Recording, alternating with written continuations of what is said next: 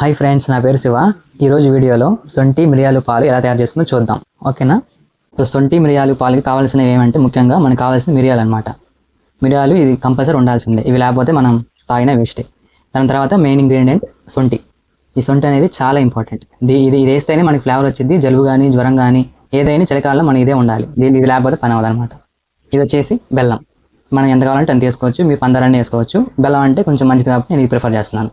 ఇవన్నీ వేసిన తర్వాత మనకు కావాల్సింది కొంచెం పసుపు వేసుకోవాలని ఏం లేదు, వేసుకుంటే కొంచెం వేసుకోవచ్చు. నేనైతే వేసుకుంటున్నా, మీరైతే వేసుకుంటే ఈ మాత్రం స్కిప్ చేయండి వేసుకోకపోతే. వీటి తర్వాత కావాల్సింది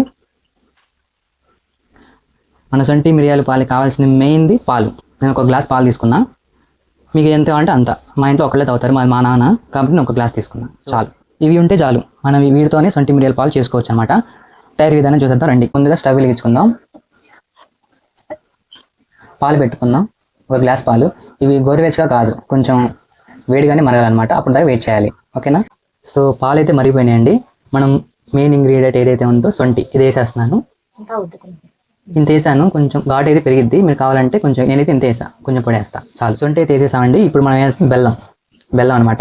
ఇంత గడ్డ తీసుకున్నాను. మీ టేస్ట్ తగ్గట్టు వేసుకోవచ్చు. నేనైతే మొత్తం వేస్తున్నా. బెల్లం వేస్తేనే చాలా టేస్ట్ తాగలం, లేకపోతే తాగలేమన్నమాట. సో ఇదైతే మిరియాలు దంచుకున్నాను. సుమారుగా ఒక 6 తీసుకున్నాను. 6 దంచుకొని వేసుకున్నాను. లాస్ట్లో వేయాల్సింది ఏంటంటే పసుపు, చిటికెడు. వేయాలనేం లేదు, మామూలుగా వేస్తున్నాను నేను. మీరు టేస్ట్ బట్టి వేసుకోండి, కలర్ కోసం నేను వేస్తాను. సో అన్నీ వేసేసుకున్నానండి. ఒక్కసారి కలుపుకుంటున్నాను. ఇలా మొత్తం స్పూన్తో చక్కగా తిప్పుకుంటే వాటి ఫ్లేవర్ అంతా పాల్లో దిగిద్ది అనమాట. ఇంకా ఎప్పుడైతే మనం ఇవన్నీ వేసేసిన తర్వాత గట్టిగా ఒక 5 నిమిషాలు సిమ్లో పెట్టుకొని మరిగించుకుంటే చాలు. వాటి ఫ్లేవర్ అంతా దిగిపోయింది. చూసారు కదా, బాదం పాలలాగా ఉన్నాయి. పసుపు వేయడం వల్ల ఇట్లా ఉన్నాయి. సో నాకైతే వాసన బాగా వస్తుంది. మీరు చేసుకున్నప్పుడు మాత్రం ఖచ్చితంగా పసుపు వేసుకోండి. టేస్ట్ కానీ ఆ యొక్క ఫ్లేవర్ కానీ అంతా బాగుండిద్ది. నేనైతే పసుపు కొమ్ములో పొడి వేసుకున్నాను. మా ఇంట్లో వాళ్ళు దంచారనమాట. సో నేనైతే 10 నిమిషాల పాటు చక్కగా మరిగించానండి. సూపర్ వచ్చినాయి. అసలు ఆ ఫ్లేవర్ కానీ వాసన కానీ బాగా తెలుస్తుంది. ఖచ్చితంగా 10 నిమిషాలు మాత్రం మరిగించండి. చూసారు కదా ఎంత బాగా వచ్చినాయో. పోస్తున్నాను.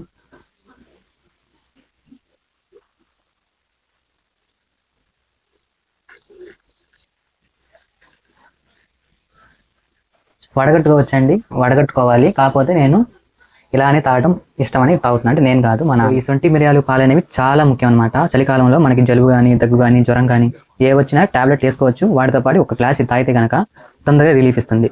ఇది మాత్రం ఖచ్చితంగా తాగండి. అందరూ చేసుకోండి, మీ అందరూ తెలుసు. కానీ ఇంకొకసారి చెప్పాను అనమాట. ఒక గ్లాస్ వారానికి ఒక గ్లాస్ తాగండి చాలు, సరిపోతుంది. ఓకేనా?